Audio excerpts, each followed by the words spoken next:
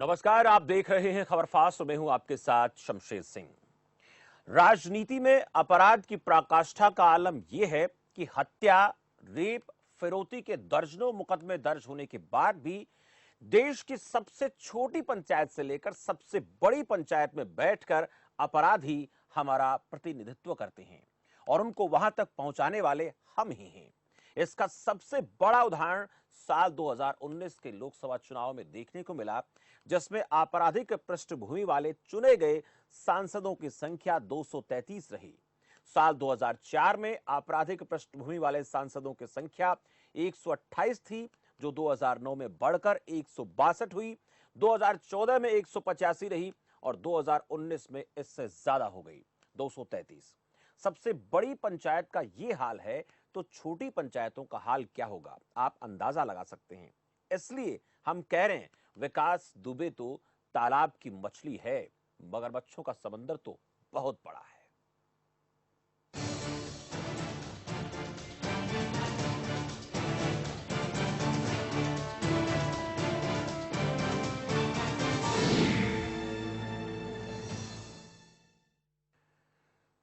60 से ज्यादा आपराधिक मामलों का रिकॉर्ड रखने वाला, पिछले 30 साल से जुर्म की दुनिया पर अपनी हुकूमत चलाने वाला विकास दुबे आज 5 लाख का इनामी बदमाश घोषित हो चुका है।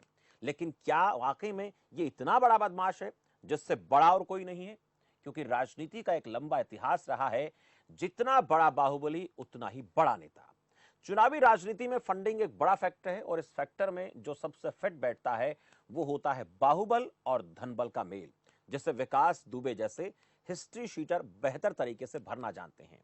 उम्मीद तो यह थी कि राजनीति की गिरती गरिमा ऊपर उठेगी, अपराध में कमी आएगी, लेकिन 2019 के लोकसभा चुनाव में आपराधिक छवि वाले नेताओं का चुनाव जीतकर देश की सबसे बड़ी और पवित्र पंचायत में पहुंचना इस बात का प्रमाण है कि हमें 21वीं सदी को भारत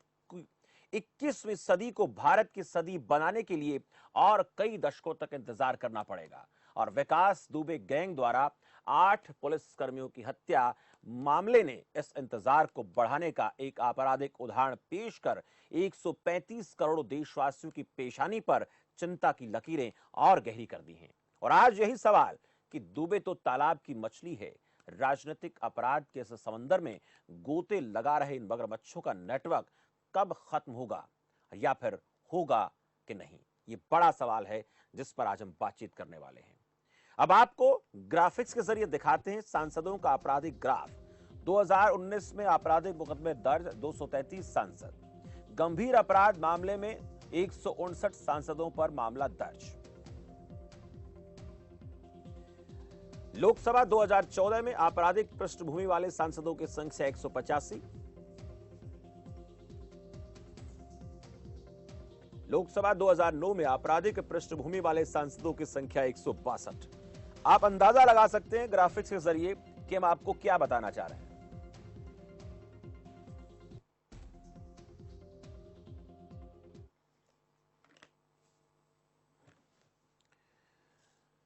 तो आज इसी मुद्दे पर हम चर्चा करेंगे कि इन मगरमच्छों का नेटवर्क कब खत्म होगा कि नहीं होगा, और इनको संरक्षण जो मिलता है लगातार, वो किस तरह से हमारे राजनीति की जो एक परंपरा है उस परंपरा को गंदला कर रहे हैं। क्योंकि जब तक इसको दुरुस्त नहीं किया जा सकता तब तक हम स्वच्छ राजनीति की बात नहीं कर सकते, और जिसका हमें आने वाले कई दशकों तक इंतजार रहेगा। मेहमान हमारे साथ जुड़ चुके हैं, सभी का परिचय मैं कराऊंगा। सौम्यवीर शौराण अधिवक्ता के तौर पर हमारे साथ जुड़े। सौम्यवीर जी, बहुत बहुत स्वागत है। केपी मलिक है वरिष्ठ पत्रकार। केपी मलिक साहब, आपका भी बहुत बहुत स्वागत है। और पृथ्वीराज सिंह है जो पूर्व डीजीपी हैं। पृथ्वीराज सिंह जी, बहुत बहुत स्वागत है आपका। सबसे पहले पृथ्वीराज सिंह जी, आपसे सवाल मेरा कि इतना शातिर अपराधी अब भी पुलिस के गिरफ्त से बाहर है, कौन बचा रहा है? चर्चा का आगे बढ़ाएंगे, लेकिन उससे पहले इस सवाल का आपसे मैं चाहूंगा कि आप बताएं कि ये सब हो क्यों रहा है, इसके पीछे आपको वजह क्या नजर आती है? लंबा वक्त बीत चुका है लेकिन अभी भी, और ये कहा जा रहा है कि कभी दिल्ली में है, कभी फरीदाबाद में है, कभी यूपी में है, लेकिन अब तक गिरफ्त से बाहर है। क्या वजह आपको नजर आती है? देखिए, इस किस्म के जो अपराधी होते हैं अपना अपराध करने के उपरांत इधर उधर छुप जाते हैं, इधर उधर भागते हैं, कहीं अपने आकाओं के घर में, उनके दफ्तरों में शरण लेते हैं। ये पहली बार नहीं हुआ है कि इस तरह का शातिर अपराधी इधर उधर छुपकर कुछ समय गुजारना चाहता है। हो सकता है वो हाई कोर्ट में या सुप्रीम कोर्ट में एंटीसिपेटरी बेल के लिए भी जाए। तो ये पुलिस को इस तरह की मुश्किलातों का सामना करना पड़ता है और ये उनके पेशे का हिस्सा है। लेकिन देर सबेर ये शातिर अपराधी पुलिस की गिरफ्त में आ ही जाएगा। और जैसा कि जब हम जम्मू कश्मीर में आतंकवाद के खिलाफ लड़ाई लड़ रहे थे, तो वहां पर एक कहावत बड़ी प्रचलित थी कि एक आतंकवादी की औसतन जिंदगी 5 साल की होती है। 5 साल में उसको मरना ही मरना है जी। चाहे वो बीएसएफ के हाथों मरे, चाहे वो आर्मी के हाथों मरे, चाहे सीआरपीएफ के हाथों मरे, और चाहे वो जम्मू कश्मीर पुलिस के हाथों मरे। तो इसी प्रकार इस तरह के अपराधी जब पुलिस पे हमला करके इधर उधर फरार है, भाग रहा है, हो सकता है अपने कुछ राजनीतिक आकाओं की शरण भी ले रहा हो, जो कि तस्वीरें सामने आई है, जिस प्रकार उसका पृष्ठभूमि है, उसकी पृष्ठभूमि है राजनीति की, तो ठीक है, थोड़े हाथ पैर मारेगा, लेकिन अंततः वो पुलिस की गिरफ्त में आ जाएगा। और लेकिन दुर्भाग्यवश मुझे ये कहना पड़ रहा है कि हमारे देश में जो अपराधियों को सजा दिलवाने का प्रतिशत वो 30% से भी कम है जी। जो कि सारी दुनिया के जो विकसित देश हैं उनकी अपेक्षा या उनकी तुलना में बहुत ही कम है जी। जापान के अंदर अपराधियों को सजा दिलाने की औसतन प्रतिशत 99% है। यदि ऐसे अपराधियों को, चाहे वो किसी भी धर्म के हो, किसी भी जाति के हो, यदि जापान की तरह 99% हमारा कन्विक्शन रेट हो जाए और इनको सजा मिले या इनको फांसियां लगे बार बार, और ये जो लंबी लंबी जो हमारी ट्रायल चलती है न्यायालयों में 20-20 साल लग जाते हैं, ये कुछ कम हो, आपराधिक न्याय प्रणाली हमारी बिल्कुल ये बदलाव होने चाहिए पृथ्वीराज सिंह जी। लेकिन मैं सोमवीर सोराण जी आपसे पूछूंगा, पृथ्वीराज जी आपके पास आऊंगा। सोमवीर जी आपसे जानना चाहूंगा, आपको लगता है कि ऐसे कानून बना देंगे वो लोग जो खुद इस तरह के अपराधों में संलिप्त रहते हैं? क्योंकि कानून जो भी बनता है वो कानून बनाने वाले जो लोग होते हैं वो ही इतने ज्यादा अपराधी हैं। 233 सांसदों पर आपराधिक मामले दर्ज हैं 2019 के लोकसभा में जो इस वक्त बैठे हैं, और ये दर लगातार बढ़ रही है। तो आपको ये ऐसा लगता है कि ऐसा कुछ हो जाएगा हिंदुस्तान में, बहुत बड़ा चमत्कार हो जाएगा? देखिए शमशेर जी, ऐसा है कि जब भी हमारा कॉन्स्टिट्यूशन बना, संविधान निर्माताओं ने एक कल्पना की थी, एक मंशा थी उनकी कि हर एक, जिस तरह से आयु का एक लिमिटेशन थी कि इतनी आयु में इलेक्शन लड़ सकता है, इसी तरह से योग्यता, शैक्षणिक योग्यता, और एक सबसे बड़ा जो उनका आमूलचूल जो एक उद्देश्य था कि कोई क्रिमिनल्स इसमें ना आए, जो अपराधी प्रवृत्ति का व्यक्ति राजनीति में ना आए, और संसद और विधानसभा से पूछने का कोई मतलब ही नहीं होता है। तो इसके बाद क्या हुआ कि कानून भी बने, संसद ने पास की, कोर्ट ने इंटरफियर किया, लेकिन क्या हुआ, उसमें लिख दिया कोई अपराधी का किसी पोस्ट पे, किसी जनप्रतिनिधि कानून के तहत कोई आदमी इलेक्शन नहीं लड़ सकता, और कोई अपराधी कोई एंट्री नहीं है राजनीति में। लेकिन उसने एक छोटा सा, एक क्या कहें हम, ये रोशनदान छोड़ दिया उसने।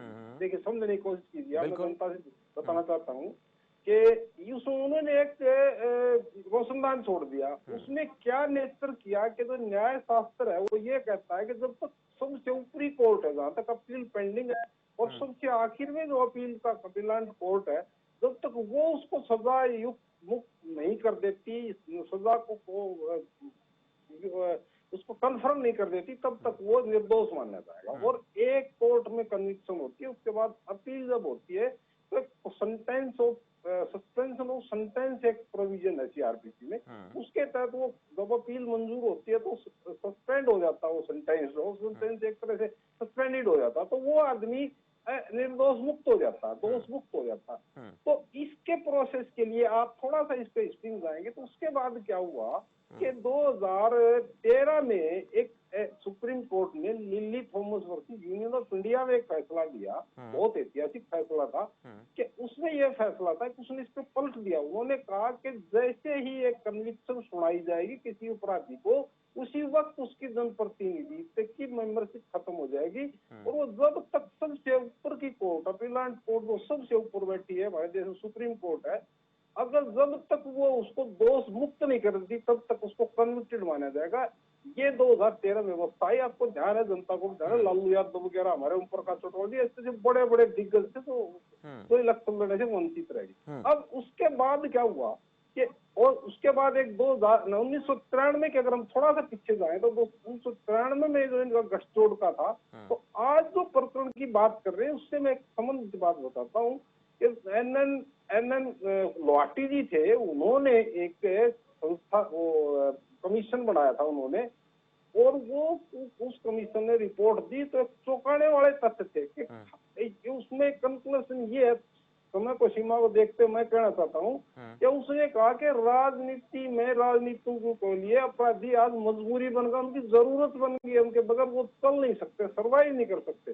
तो कहाँ देखे संशय जी कल्पना की अपराध मुक्त राजनीति की, और कहाँ एक ये स्टेज आ गई। उसके बाद 2000 तो ये जो इस टाइप के जो आज जिसकी हम टॉपिक पे बात कर रहे हैं, ये जो संरक्षण, राजनीतिक संरक्षण मिलता है, इसके बगैर विकास दुबे इतना बड़ा क्रिमिनल बनने में राजनीति के हाथ है और हर पार्टी बड़ा है, कोई पार्टी नहीं बच सकती। राजनीतिक संरक्षण प्राप्त है। टॉपिक पर आज की जो डीजीपी साहब से आप पूछ रहे थे, मैं वो बात कहना चाहता हूँ, डीजीपी साहब को मैं समर्थन करता हूँ, सहमत हूँ उस बात से कि जो भी राजनीतिक पार्टियां वहां पे हैं, वो जितने टाइम शासन में रही वो उतनी जिम्मेवार है। आज वहां पे समाजवादी पार्टी है, बीएसपी है और कांग्रेस और भाजपा है। 17 से पहले भाजपा का कोई विशेष रोल, 2001 में सरकार बनी थी, उस वक्त इन्होंने उन्हीं के राज्य मंत्री को, बीजेपी की रूलिंग पार्टी के राज्य मंत्री को थाने मर्डर किया था, लेकिन वो बच गया। उसके बाद जो अगली जो सत्ता में आई पार्टी, उसने उसकी अपील नहीं की और न ही उस पर कोई चार्जशीट की, एफआईआर दर्ज की, हल्की फुल्की की, करते करते उसको विकास दुबे डॉन बना दिया। तो जो भी पार्टियां जितने भी पावर में उतनी वो है ना, इसमें बीजेपी फ्री है, बीजेपी को भी आप मुक्त नहीं कर सकते क्योंकि बीजेपी को भी 3 साल हो गए। सभी पार्टियों से ताल्लुकात ऐसे नजर आ रहे हैं। मैं केपी मलिक जी आपसे सवाल, अहम सवाल की, जो विकास दुबे है, हमने नाम दिया कि वो तो सिर्फ एक तालाब की, छोटे से तालाब की एक छोटी सी मछली है। मगरमच्छों का समंदर बहुत बड़ा है और आप समझ गए होंगे मगरमच्छ में किसको कह रहा हूं। ये जो तालाब की मछली, समंदरों के मगरमच्छ का जो नेटवर्क है, आपको लगता है खत्म होगा या फिर ये राजनीति की जरूरत बन गया, जैसे कि सोमवीर जी बात कर रहे हैं? देखिए, मैं आपको बताना चाहता हूं कि जिस तरह से लगातार पिछले 3 दिनों से विकास दुबे की चर्चा कुछ चुनिंदा चैनलों पे चल रही है, बाकी चैनलों पे तो चल नहीं रही है, ना अखबारों में आ रहा है। आप इस चीज से भी नहीं बच सकते कि किस तरह से जातिवाद हावी है। सबसे पहला मुद्दा ये है जी। और आज आप किसी भी राजनीतिक पार्टी की बात करिए, विकास दुबे जैसे लोग सभी पार्टियों की मजबूरी बन गए हैं, जिसका एग्जाम्पल अभी आपने अपने ग्राफिक्स में दिखाया। 2014 में मोदी जी की सरकार आई, जिसको हमने अच्छे दिनों के नाम पे लिया था कि अच्छे दिन आ गए हैं। अभी पूर्व प्रशासनिक अधिकारी ने बताया कि आज नहीं तो कल वो गिरफ्त में आ ही जाएगा, मतलब वो उसका हिरन का बच्चा है और वो अपने आप ही हमने जाल लगा दिया, फंस जाएगा। वो पिछले 22 साल से तो गिरफ्त में आया नहीं जी। अब वो 2 दिन में आ जाएगा, अपने आप आ जाएगा क्या?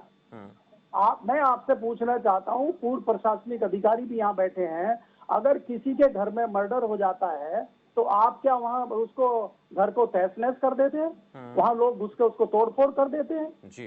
तथ्य वहां से हम जुटाए हैं, उसके लिए आपने गाड़ी तोड़ दी, पूरे घर को तहस नहस कर दिया। मैं जानना चाहता हूँ वो जो गाड़ियां थी वो किसके नाम पे रजिस्ट्रेशन थी, उस घर में और क्या क्या निकला, कौन सी डायरी निकली, क्या क्या सामान निकला, इसका कुछ पुलिस के पास है?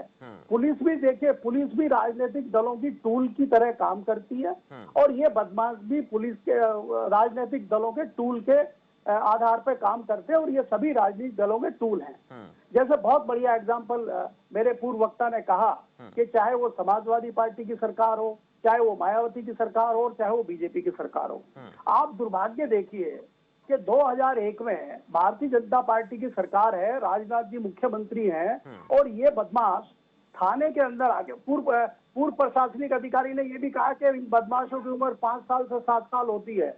और ये मैं आपको 20 साल पुरानी घटना बता रहा हूँ। 2001 में ये विकास दुबे थाने के अंदर जाता है, दर्जा प्राप्त मंत्री को गोली मारता है और डांस करता हुआ बाहर चला आता है। वो थाने के जो लोग हैं, थाने में जो लोग हैं, वो क्या कर रहे हैं जी?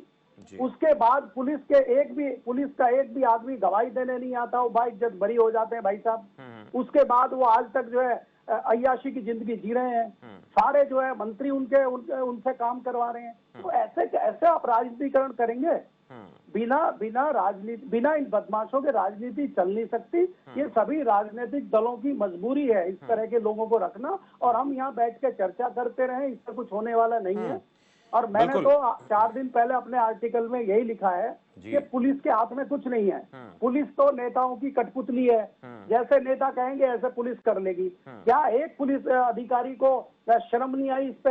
एक पुलिस अधिकारी ने तथ्यों को बाहर नहीं किया, उसने नहीं कहा कि भाई ये चीजें थी वो थी, कोई नहीं आया। एक फोन रिकॉर्ड आया छोटा सा जिसमें सीओ और एसएसपी बात कर रहे हैं। तो ये सब लीपापोती वाला काम है। ये सब लीपापोती जो है सरकार भी कर रही है, प्रशासन भी कर रहा है। मैं आपको बता देता हूँ, 4 दिन पहले भी मैंने चैनल पे ये कहा था, कोई इसका कुछ नहीं हो रहा। ये धीरे से किसी कोर्ट में सरेंडर कर लेगा, या धीरे से पुलिस ले जाके इसको कोर्ट में सरेंडर करा देगी, और ये फिर जेल चला जाएगा और आराम से अपना जो है।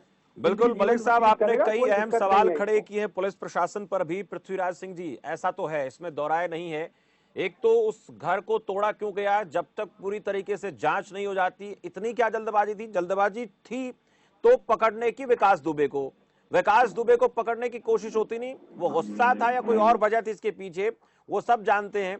उस घर को क्यों तोड़ा गया? दूसरा ये कि पुलिस के ऊपर जब सवाल खड़े होते हैं, पुलिस की मिलीभगत की बात आती है, और ऐसा इस पूरे मामले में भी है, क्योंकि पुलिस के कुछ लोगों ने विकास दुबे को फोन पर इस बात की जानकारी पुख्ता तौर पर दी होगी। इस पर संदेह नहीं है कि हम लोग आ रहे हैं, आप बच के निकलना चाहे तो निकल सकते हैं। और उसके ऊपर राजनीतिक दबाव की बात तो सभी जानते हैं किस प्रकार का पुलिस प्रशासन पर दबाव होता है। पुलिस को भी बहुत बार नतमस्तक होता देखा गया मंत्रियों के सामने। सबसे पहले तो मैं आदर साहब कहना चाहता हूं कि मेरा ये मतलब बिल्कुल नहीं था कि पुलिस हाथ पे हाथ रख के बैठी है। पुलिस का अपना पेशेवर तरीका है, किस प्रकार वो कहां रेड कर रहे हैं, कहां जा रहे होंगे, किस प्रकार दूसरे राज्यों की पुलिस के साथ उन्होंने कोऑर्डिनेशन की होगी, या किस प्रकार आईबी इंटेलिजेंस ब्यूरो या स्टेट इंटेलिजेंस डिपार्टमेंट कोऑर्डिनेट कर रहे होंगे, किस प्रकार वो काम कर रहे होंगे। वो तो यहाँ पे खैर बातें यहाँ पे टीवी में तो डिस्कस नहीं हो सकती। मेरा सिर्फ इतना ही कहने का मतलब था कि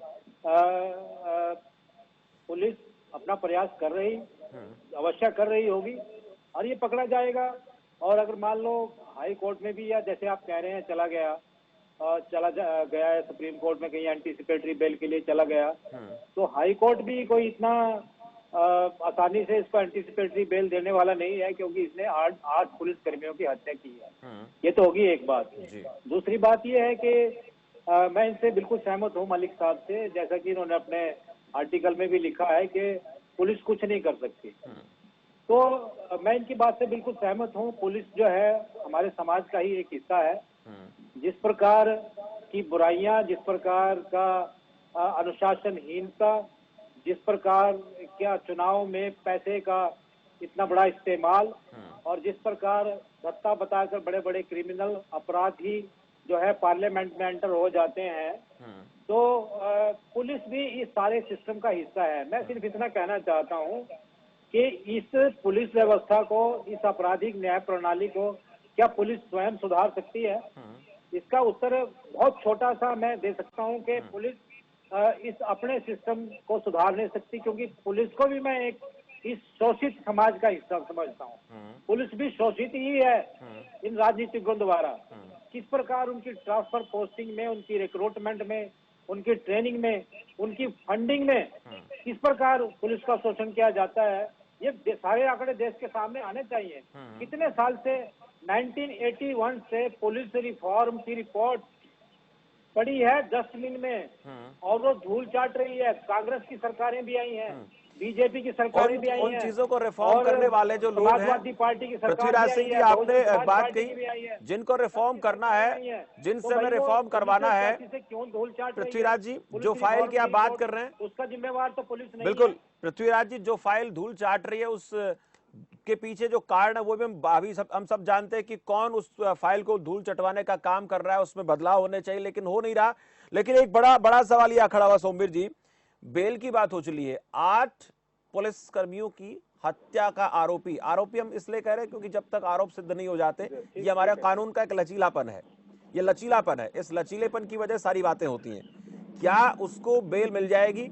वो बेल के लिए कोशिश कर रहा है, या फिर एक और बड़ा सवाल कि इतना बड़ा शातिर अपराधी जो 30 साल से राजनीति में सक्रिय है और राजनीति के साथ साथ अपराध की दुनिया में सक्रिय है, वो आत्मसमर्पण कर देगा, सरेंडर कर देगा, ऐसा आपको लगता है? और करेगा तो फिर किस तरह से करेगा, ये भी बड़ा सवाल है। मैं आपसे पूछूंगा मलिक साहब, जब सोमेश्वर जी बात खत्म कर लेंगे कि वो आत्मसमर्पण करेगा या फिर एनकाउंटर होगा, क्योंकि ऐसे अपराधियों के साथ क्या होना चाहिए बहुत बेहतरी से इसको हमें समझना पड़ेगा। सोमेश जी बेल को लेकर बात हो रही है। शमशेर जी, जहाँ तक मलिक साहब ने बताया कि पुलिस जो है वो अपने आप में कुछ नहीं होती, पॉलिटिशियन की होती है, ये बात से मानसिक सहमति है कि कई केसेस में, कई टाइम पर, कई पर्टिकुलर माहौल में स्टेट गवर्नमेंट है, क्योंकि डेमोक्रेटिक सिस्टम में स्टेट गवर्नमेंट का मतलब, सरकार का मतलब जनता की, तो जनता के प्रति होते हैं और वो कुछ पॉलिटिशियन उल्टा सीधा करवाते भी, पिछले इतिहास है। लेकिन कोई ये कहे कि पुलिस कुछ भी नहीं है, ये बात से मैं सहमत नहीं। दूसरी बात जहाँ तक है, इसको पर्टिकुलर मामला है, इसको मतलब प्रैक्टिस में देखें, इतना हाईलाइट केस है, सरकार की जान को बन पड़ी है, उनकी इज्जत का सवाल है, जो जोर लगाएंगे ना उसको सरेंडर होगा ना उसके एंटिसिपेटरी बेल होगा। एंटिसिपेटरी बेल का तो आप भूल ही जाओ, इतना एंटिसिपेटरी बेल का नेचर टीवी पे नहीं समझाता, बहुत टाइम लगेगा। उस एंटिसिपेटरी बेल का नेचर दो ही होता है कि इसको फॉल्स इम्प्लीकेशन में एप्रीहेंशन है, और मैं जब कहोगे मैं आ जाऊंगा और मेरा प्रीवियस रिकॉर्ड बहुत अच्छा, मेरा कोई क्लीन है, आज तक मेरा कोई केस नहीं, तो ये इसमें तो अप्लाई होता है, उसको तो आप भूल जाओ। एंटिसिपेटरी बेल तो इस केस में होने का सवाल ही कर देता। नेम्ड एफआईआर, रिकवरी उसके घर से है, सारे सबूत हैं, प्रोसिक्यूशन उसको दिखाएगा ले जाके, एंटिसिपेटरी को तो भूल जाओ। नंबर 1। नंबर 2, आप जो मलिक साहब कह रहे थे कि वो सरेंडर करेगा जेल चलाएगा, मलिक साहब ऐसा नहीं है, सीआरपीसी प्रोविजन है, अगर वो सरेंडर करता है तो पुलिस उसको एक केस में 14 दिन एवरेज, मिनिमम 14 दिन तक कस्टडी, पुलिस कस्टडी ले सकती है।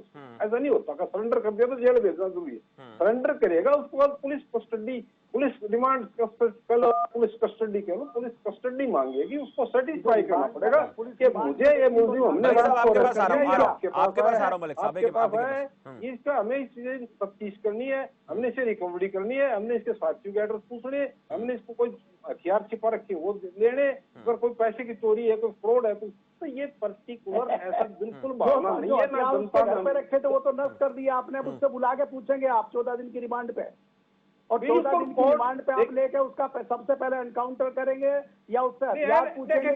ठीक है, मैं आपके पास आ रहा हूं मलिक साहब, आपने एक सवाल खड़ा किया कि उसको पकड़ा जाएगा, वो सरेंडर करेगा कि एनकाउंटर होगा, ये बड़ा सवाल है क्योंकि उसके कुछ हाथ, दाएं बाएं हाथों को एनकाउंटर। जैसी एक सेकंड बस मैं बात खत्म करूं, जैसी परिस्थिति होगी, जैसा माहौल होगा वैसा ही होगा, ना मैं कह सकता ना मलिक साहब कह सकता ना कोई और कह सकता। परिस्थिति ये है कि वो अपनी कानूनी लड़ाई है, उसका हक है, वो कानूनी लड़ाई एंटिसिपेटरी बेल लगाएगा या सरेंडर होने का तो सिर्फ एक ही पर्पज है। मैं प्रैक्टिस की बात बता देता हूँ, तो उसका एनकाउंटर होने से बचने के लिए सरेंडर होगा, वो एनकाउंटर होने से बचने के लिए सरेंडर की कोशिश करेगा, और उसको ये बड़ा सवाल है, ये बहुत बड़ा सवाल। आपने एक बात कही सोमवीर जी, एक सेकंड जी जल्दी से सर। सरेंडर होने का मतलब ये होता है कि वो लीगली पुलिस के पास जाएगा, अगर पुलिस की कस्टडी में, अगर वो मिल जाता है बहादुरगढ़ में, अगर वो मिल जाता है किसी जंगल में, उसको मार दिया कहते इसने मेरे पे गोली चलाई, हमने इस पर चलाई, बस पुलिस सरेंडर का फायदा ही इस मुलजिम को ये है, और वो उसी फायदे के लिए, 10 दिन उसी फायदे की कोशिश में, क्योंकि वो भाग नहीं रहा, इसमें संदेह नहीं, लेकिन कोशिश यही है मलिक साहब, वो भाग नहीं रहा। दूसरा उसका मेडिकल होगा, देखिए बता रहा हूँ, उसको पुलिस कस्टडी कोर्ट अलाउ करेगा पुलिस रिकवरी के पर्पज से, तो सही। ठीक है, मुझे एक छोटा सा जवाब लेना है मलिक साहब से। ठीक है सोमवीर जी, मेडिकल होगा मुझे मलिक साहब, ठीक है मलिक साहब आपसे पूछूंगा मैं कि ये जो इस वक्त चल रहा है वो कोशिश, देखिए सरेंडर करने की जब बात है तो वो चाहता होगा कि मुझे मेरा एनकाउंटर ना किया जाए, अपने सारे जुगत लगा रहा होगा। और अगर एनकाउंटर पुलिस नहीं करते तो पुलिस पर सवाल खड़े होंगे, और अगर एनकाउंटर उसका कर दिया जाता है तो फिर वो राजनीतिक रसूख जो उसका वो क्या काम आया। ये सारी चीजें इस वक्त हो रही होंगी, आप क्या कहते हैं? देखिए शमशेर जी, मेरा कहना ये है कि यहाँ पे जो मेरे पूर्व वक्ता ने कहा है कि भाई उनका ऐसा नहीं है कि सरेंडर कर देंगे पुलिस उठा के जेल भेज देगी, मैंने तो कहा ही नहीं। भाई पुलिस रिमांड पे लेगी, मैं कह रहा हूँ 20 दिन के लिए पुलिस ने रिमांड पे लिया, क्या पुलिस इस बीच उसका एनकाउंटर कर देगी क्या? वो जो आका बैठे हैं सदन में, वो जो आका सरकार में बैठे हैं, वो क्या घास काट रहे हैं क्या? इसके बाद मैं कह रहा हूं कि सरेंडर से, एनकाउंटर से बचने के लिए ही वो सरेंडर करेगा, नंबर 1। नंबर 2 जो है कि इन्होंने दूसरी बात करी है कि भाई पुलिस उससे पूछताछ करेगी, कहाँ हथियार छुपाए हैं, कहाँ। अरे भाई जो हथियार उसके घर में थे वो तो आपने नष्ट कर दिए। अब आप कौन से हथियारों की बात कर रहे हैं? कहाँ उसने पानीपत में हथियार छुपा रखे हैं क्या? जी। तो बात ये है, ये फॉर्मेलिटी चल रही है, अभी भी कहीं कुछ नहीं होना। मामला अभी बहुत हाईलाइट है, बहुत गर्म है। 15 दिन में मामला ठंडा हो जाएगा, हमें आपको पता भी नहीं लगेगा। धीरे से कहीं सरेंडर हुआ, पुलिस ने 2 दिन रिमांड पे लिया, बहुत बढ़िया जगह इसको रखा, खिलाया पिलाया, चिकन दारू सब इंतजाम हो गया, और 4 दिन के बाद उठा के किसी जो है सेंट्रल जेल में भेज दिया। ठीक है, चल रहा है वहाँ पे सेंट्रल जेल में क्या आज तक कोई बदमाश नहीं समय है? और ज्यादा अनुमति नहीं देता। बताइए कितने हिस्ट्री सीटर जो है अभी लिस्ट जारी करी है उत्तर प्रदेश गवर्नमेंट ने, लगभग सोमेश जी, चर्चा को आगे भी जारी इस पुलिस का प्रोसिक्यूशन का दोस्तों संजय दत्त से पार्ट किए थे AK-47 के। ये कह रहे पानीपत में छिपा दिया, पानीपत में कहीं तो छिपाया होगा। तो लेकिन एक सवाल इसमें ये भी है सोमवीर जी, की घर को क्यों उठाया गया, इनके पीछे मलिक साहब का जो तर्क है वो ये है। ठीक है, मुझे रोकना पड़ेगा आप सभी को, वक्त मुझे और ज्यादा अनुमति नहीं देता इस कार्यक्रम को आगे बढ़ाने के लिए। आप सभी का बहुत बहुत शुक्रिया, मलिक साहब आपका भी, और पृथ्वीराज सिंह जी आपका भी शुक्रिया, सोमवीर सुरैना जी आपका बहुत बहुत आभार। इस वक्त जिस तरह से जो पूरा मामला लंबा खिंच रहा है उसके पीछे कई सारी बातें निकलकर सामने आ रही है कि वो अपनी कोशिश कर रहा है, अपने आकाओं से संपर्क में होगा कि मुझे किसी तरीके से एनकाउंटर से बचा लिया जाए। और अगर पुलिस एनकाउंटर नहीं करती है तो फिर पुलिस के ऊपर भी सवाल खड़े हो सकते हैं। पुलिस अगर उसको पकड़ती है और पकड़ने में ज्यादा समय लगाती है तो भी पुलिस की शैली के ऊपर सवाल खड़े होंगे। दूसरा, राजनीतिक दलों के ऊपर या सरकार के ऊपर ये आरोप लग रहे हैं कि इस प्रकार के लोगों को इतना लंबा वक्त क्यों दिया गया, इतना ज्यादा वक्त क्यों दिया गया कि वो अपराध की राजनीति लगातार करता रहा, अपराध लगातार करता रहा, और ऐसे ऐसे उसके ऊपर मामले दर्ज हैं तो अब तक वो बचता क्यों रहा। जो बात निकलकर सामने आ रही है उसके पीछे एक ही वजह नजर आती है कि ऐसे लोगों के आका जो होते हैं वो बड़ी पंचायतों में बैठे होते हैं, इसलिए छोटी पंचायतों में बैठने वाले लोग जो हैं फलते फूलते रहते हैं और जनता के बीच में इस तरह से अपनी छवि बना लेते हैं, इस प्रकार का माहौल तैयार कर लेते हैं कि हम तो आपके ही लिए बने हैं, हम आपके दुख दर्द में आपके साथ हैं। गरीब की जो कन्या है उसके विवाह में अपनी तरफ से दान दक्षिणा करना और तमाम चीजें करते वो इसलिए करते हैं ताकि वो लोग जो है इस प्रकार की छवि गढ़ सकें जनता के बीच में कि ये मसीहा है हमारा। लेकिन असल में जो वजह होती है उनके पीछे, वो अपने उस काले कारोबार को फैलाना है, अपने अपराध की दुनिया को विकसित करना है ताकि जनता के सामने अच्छे बने रहें और बाकी जो काले कारनामे उनके होते रहते हैं वो फलते फूलते हैं। और उसके चलते जब उनके पास अच्छा खासा पैसा जमा हो जाए तो राजनीति में जो लोग बड़ा चुनाव लड़ रहे हैं उन पार्टियों के फंडिंग कर सकें। ये बहुत बड़ा नेटवर्क है, इस नेटवर्क को खत्म होने में वक्त लगेगा, लेकिन जितना ज्यादा वक्त लग रहा है उतना ही ज्यादा इस बात पर सवाल खड़े हो रहे हैं कि 21वीं सदी जो हम बात कर रहे हैं वो भारत की होगी, उस पर एक बड़ा सवाल खड़ा हो गया है। नमस्कार।